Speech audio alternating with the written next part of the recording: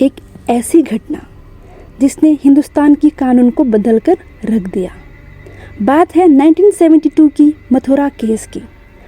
Police station के अंदर 2 constable ने उसका बलात्कार किया। आज मैं इसी केस के बारे में बात करने जा रही हूँ। इम्पैक्ट क्या हुआ और आउटकम क्या आया। हेलो नमस्कार दोस्तों, मैं कल्याणी। इस चैनल में मैं आपको घटे हुए सच्ची घटनाएं आपके सामने लेकर आती हूँ। कृपया करके बच्चे इस वीडियो को ना देखें।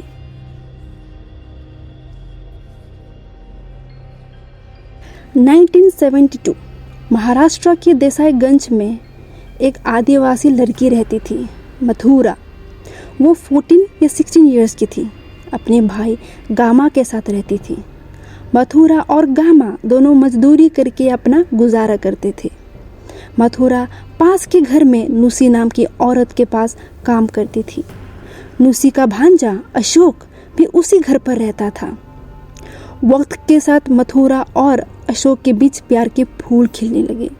दोनों ने साथ जीने मरने की कस्में खाए, लेकिन मथुरा के भाई गामा को ये रिश्ता मंजूर नहीं था।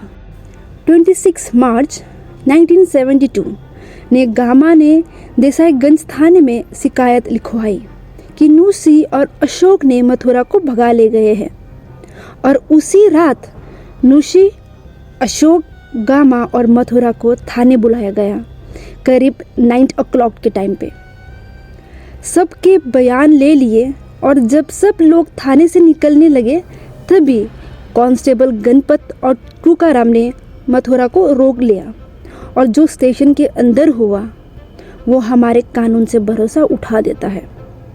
गणपत मथुरा को बिल्डिंग के पीछे टॉयलेट में ले गया, मथुरा के अंडरगारमेंट्स को ढीला किया और टर्च की रोशनी उसके जेनिटेलिया पर डाली।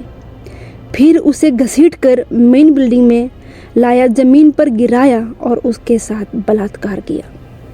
इसके बाद टूकाराम भी वहाँ पे आया, मथुरा की जेनिटेलिया को छूने लगा। वो भी रेप करने की कोशिश करने लगा, लेकिन शराब के नशे में होने की वजह से ऐसा नहीं कर पाया। मथुरा के घर वाले जो बाहर खड़े थे वो डरने लगे। स्टेशन की बत्ती बंद थी और डोर भी अंदर से लॉक था। उन्होंने मथुरा को बुलाया पर कोई रेस्पॉन्स नहीं आया। थोड़ी हलचल सुनकर भीड़ इकट्ठी हो गई। कुछ देर बाद मथुरा बाहर आई और सबको बताया कि कांस्टेबल गणपत ने उसे जबरदस्ती उसके कपड़े उतारने को कहा और फिर रेप किया। ये सुनते ही भीड़ भड़क गई।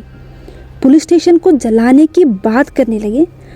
मजबूर होकर हेड कांस्टेबल को मथुरा की शिकायत लिखनी पड़ी।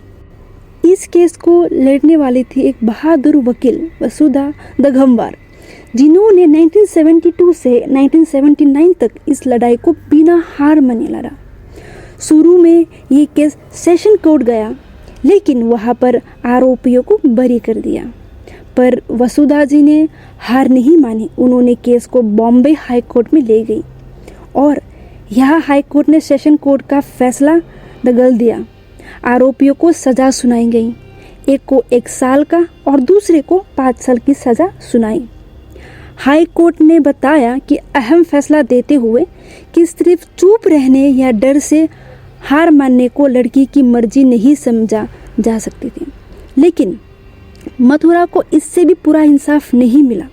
1979 में सुप्रीम कोर्ट ने हाई कोर्ट के फैसला को पलट दिया और आरोपियों को फिर से छोड़ दिया। ये केस सिर्फ कानून की लड़ाई नहीं थी, ये तो पूरी समाज की खिलाफ एक लड़की की जंग थी। सुप्रीम कोर्ट का मथुरा केस के लिए फैसला बड़ा विवादित रहा। इस फैसले में 3 बातों का जिक्र किया गया। पहली बात यह कि मथुरा ने उस घटने के वक्त अपनी नाखुशी जारी नहीं की। दूसरी बात, उसके शरीर पर कोई चोट के निशान नहीं थी। और तीसरी बात जो सबसे ज़्यादा चिंता की बात है वो ये है कि 2 उंगलियों टेस्ट के आधार पर ये तो तय किया गया कि वो सेक्स की आदी है। अब ये 2 उंगलियों टेस्ट क्या होता है? इसमें डॉक्टर 2 उंगलियों योनि पे डालकर उसका ढीलापन या हाइमन का हालत देखते हैं। मथुरा केस में ये तक कह दिया क्योंकि मथुरा पहले से ही सेक्स की आदी थी, इसलिए उसने खुद पुलिस वालों को फंसाया। मतलब कोर्ट ने ये सोच रखी है कि कोई लड़की अगर शादी से पहले सेक्स करती है तो वो कभी रेप की शिकार नहीं होती। आपसी रजामंदी से सेक्स को नज़रअंदाज करना और कोर्ट का ऐसा रवैया दिखाती है कि हमें अपनी सोच बदलने की कितनी ज़रूरत है। सुनो, एक फैसले ने कैसे भारत में नारीवादी मूवमेंट का जन्म दिया। 1980s का भारत एक ऐसा फैसला आया जिसने पूरी देश को हिला दिया। सिर्फ एक हफ्ते के अंदर 4 लॉ प्रोफेसर उपिंदर बख्शी, रघुनाथ केलकर, लुटेका सरकार और वसुंधरा धगमवार ने सुप्रीम कोर्ट को एक ओपन लेटर लिखा।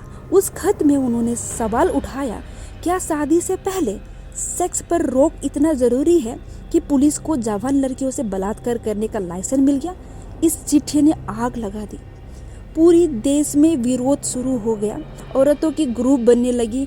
दिल्ली में फोरम अगेंस्ट रेप, जो बाद में forums against operations on women बना, जिससे संगठन सामने आई।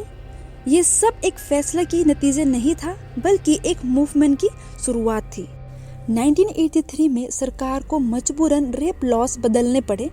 सबसे बड़ी बात यह हुई कि अब कोर्ट यही मानेगी कि अगर कोई लड़की कहे कि उसकी अपनी मर्जी नहीं थी तो उसे सच माना जाएगा। इसके अलावा मथुरा की वजह से इन कैमरा ट्रायल शुरू हुई, यानी कि रेप की केस की सुनवाई अब बंद कमरों में होती है और लड़की की पहचान गुप्त रखी जाती है।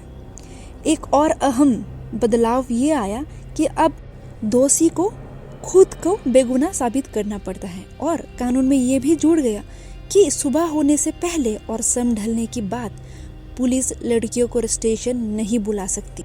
जिस तरह से मथुरा केस का वक्त देश में पूरा रस था, वो देखने लायक था। सुप्रीम कोर्ट ने जिस तरह से मर्गी और नितिकिया पर फैसला सुनाया वो बिल्कुल गलत था और लोगों ने इसलिए इस पर जमकर विरोध किया। दोस्तों, मथुरा केस ने सिर्फ एक फैसले को नहीं बदला, बल्कि पूरी समाज को झकझोर दिया कि हमें औरत की हक और उनकी हिफाजत के लिए और क्या कदम उठाने चाहिए। आपको उस बारे में क्या लगता है? कमेंट सेक्शन में ज़रूर बताइए। शुक्रिया। मिलते हैं आपसे अगले हफ्ते अगली कहानी के साथ। तब तक के लिए सुरक्षित रहिए। Bye bye.